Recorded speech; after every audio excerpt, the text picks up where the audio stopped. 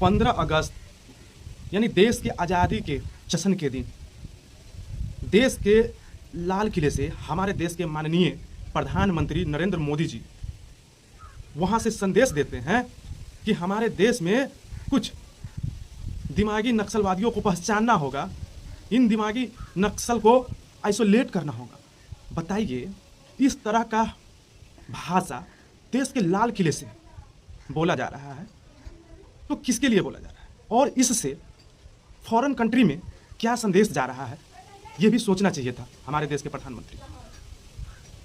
दूसरी बात कि आप उन चीज़ों को कैसे भूल गए कि अंग्रेज जब इंडिया में आए तो किस आधार पर पूरे इंडिया को अपने कब्जा में किया। उसने क्या देखा? सबसे पहले तो उसने यही देखा था कि यहाँ इंडिया में कैसे लोग जात जात में बटे हुए हैं, कैसे लोग एक दूसरे से टूटे हुए हैं, और आज भी आप वही करने की कोशिश कर रहे हैं, दूसरे देशों को यह बताने की कोशिश कर रहे हैं। ये भी जो लोग हैं हमारे देश के लोग हैं, और आप इस तरह का भाषा का उपयोग इतने बड़े मन से नहीं कर सकते हैं। आपको लगता है कि यह युवा गलत है? यह यदि भ्रष्टाचार के खिलाफ आवाज़ उठाए या आंदोलन करे तो ये युवा यानी दिमागी नक्सल उठाए, अपना अधिकार मांगे तो ये दिमागी नक्सल है।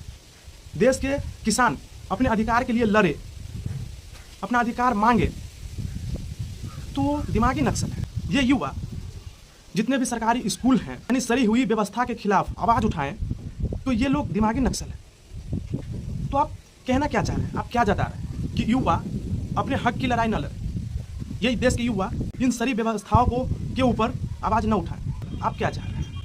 और कुछ जितने भी गोदी मीडिया है आज सब इन राजनेताओं के फेवर में हो गए, चाहे वो गलत करे या चाहे सही करे। अगर गलत भी करे तो उसे सही डायरेक्शन में कैसे उसे लोगों को सामने रखना है, सिर्फ ये चीज़ करने को जान गया। बताइए, ये भी कोई शब्द है? और इसे आज ऐसे ले रहे हैं जैसे कोई बहुत बड़ी बात कह दी हो, और हर एक सोशल मीडिया पे हर एक टीवी एंकर सिर्फ इसी चीज़ की व्याख्या करने में लगे हुए हैं। भाजपा प्रवक्ता को तो छोड़िए, खैर वो पार्टी के हैं, अपने पार्टी के लिए आवाज़ उठा रहे हैं। ये टीवी एंकर कहा जाता है कि देश के 4th स्तंभ होता है मीडिया, और मीडिया इस तरह की, बताइए, पक्षपात, इस तरह की चाटुकारिता करते नजर आ रहे हैं। गलत हो फिर भी आप सहयोग कर रहे हैं, चाटने का काम कर रहे हैं। अरे भाई, ये पार्टी कितने दिनों के लिए? आज है, कल किसी और का हो जाएंगे। जरूरी नहीं है कि यह सत्ता में आजीवन बने रहने के लिए आए हैं। तो आप इस तरह के चाटुकारिता क्यों करते हैं? हमें ये समझ नहीं आता। देखिए, जितने भी एंकर हैं, बड़े बड़े एंकर, सब आज इसी वर्ड को लेकर के विश्लेषण पे विश्लेषण किए जा रहा है। तो आपका कहने का मतलब कि कोई आवाज़ ना उठाए इन भ्रष्टाचार के खिलाफ। इतने आदिवासी मरे जा रहे हैं, आदिवासी आवाज़ उठाता है तो वो हो गया दिमागी नक्सल। मतलब आप जो कर रहे हैं सब बढ़िया कर रहे हैं, बाकी युवा जो कर रहा है सब गलत कर रहा है, वो दिमागी नक्सल हो गया। आप अमीर को अमीर बनाते जा रहे हैं, बहुत अच्छी बात। गरीब को खाई में धकेलते जा रहे हैं, ये भी तो देखिए। आपको ये सब कहाँ दिखे?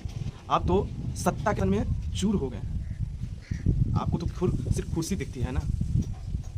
तो खैर, आपको जो कहना है कहिए, लेकिन यह युवा दबने वाला नहीं है। आप जितना दबाने की कोशिश करो, यह भ्रष्टाचार के खिलाफ आवाज़ उठाएगा ही, या अपना हक और अधिकार के लिए लड़ेगा ही।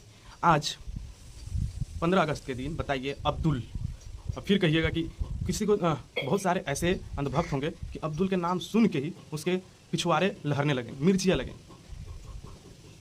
जब जंतर मंतर पे पेपर लीक का मामला शांत हुआ तो सीजेपी वालों ने एक और प्रोटेस्ट रखा कि अब भारत के जितने भी सरकारी स्कूलें हैं सबकी व्यवस्था को सही किया जाएगा।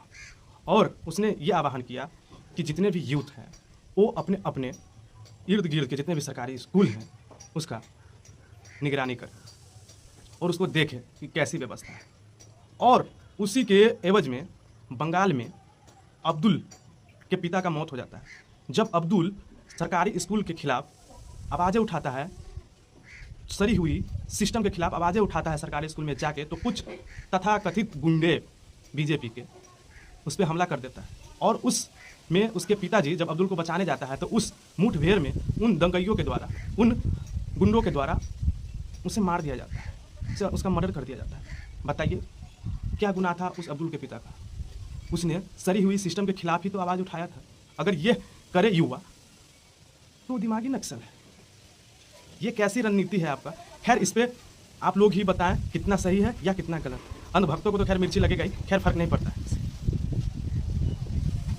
तो फिलहाल के लिए इतना ही। मैं हूं आपका भाई संजय प्रसाद और अभी आप देख रहे थे यूट्यूब चैनल एएपी ब्लॉग्स। यदि आप वही हमें फेसबुक से देख रहे हैं तो प्लीज़ आप हमारे फेसबुक आईडी संजय प्रसाद को फॉलो कर लें, और यदि यूट्यूब एएपी ब्लॉग्स को देख रहे हैं तो प्लीज़ आप लोग सब्सक्राइब करें और इस वीडियो को ज़्यादा से ज़्यादा शेयर करें।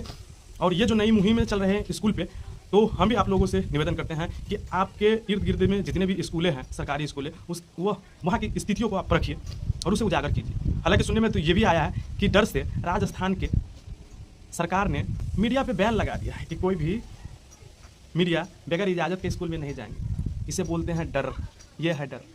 खैर चलिए, फिलहाल के लिए इतना है। मिलते हैं हम आपसे अगले वीडियो में। धन्यवाद।